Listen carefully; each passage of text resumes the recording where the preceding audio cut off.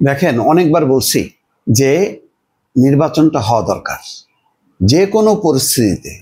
এখানে কোনো ব্যক্তি না, এখানে ইউনূস না, হাসিনা, খালেদা, কেউ না। বিষয়টা হলো নির্বাচন। একটা দেশে নির্বাচিত সরকার নেই, তার মানে ওই দেশ কোনো না, একটা যুদ্ধ বিধ্বস্ত দেশ।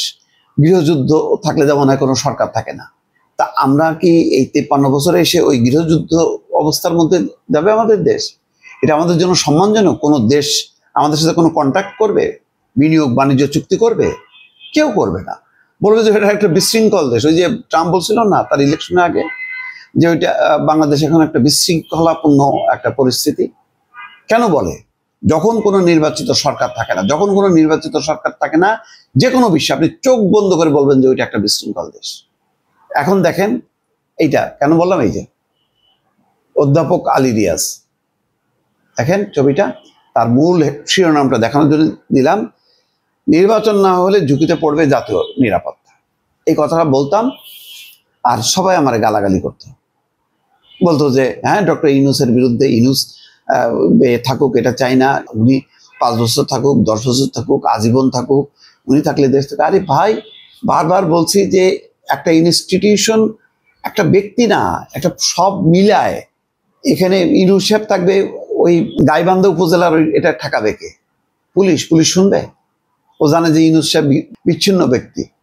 সে শেখ হাসিনার কথা শুনবে, সে তারেক রহমানের কথা শুনবে, সে ডাক্তার শফিকুর রহমানের কথা শুনবে। না শুনলে ওই যে ওই উপজেলার এরা যে গেটটি যে ধরবে, এই এটা ইমপ্লিমেন্ট করিস না কেন, ধরিস না কেন, এটা করিস না কেন, ওটা করিস না কেন। রাজনৈতিক সরকার ছাড়া চলতে পারে না। একটা নির্বাচন এই জন্য অপরিহার্য, না হলে অনেক রকম ঝুঁকিতে। দেখেন, ভারত বাংলাদেশের এখন সবচেয়ে বড় বিপদ। তারা সারা বিশ্বে প্রোটেক্ট করবে, ওই দেশে নির্বাচন হওয়ার সক্ষমতা নাই। ওটা গৃহযুদ্ধ চলে, ওই গোপালগঞ্জে গৃহযুদ্ধ চলে, ওখানে নির্বাচন করার মতো সক্ষমতা নেই। মানে যে দেশের নির্বাচন করার সক্ষমতা হারায় সেই দেশটা একটা বিশৃঙ্খল। তার মানে সারা দেশের একটা নির্বাচন হবে, ওটা হবে না।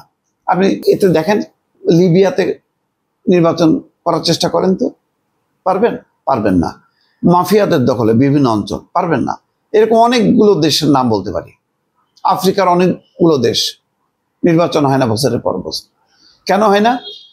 এই অঞ্চল অমুক, ওই অঞ্চল অমুক, মাফিয়ারা, শাসকরা দখল করে বসে আছে, জমিদাররা বসে আছে।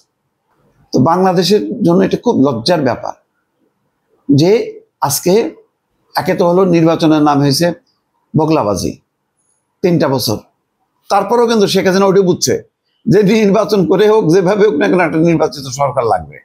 সুশীলা কার্কিও বুঝছে, এসে বলছে যে 5 তারিখে নির্বাচন, আমাদের নির্বাচন নাই, এই সংস্কার অমুক তমুক, এইসব বকর চকর কথাবার্তা বলে আজকে এখন ওনারা বিপদটা টের পাইতেছে।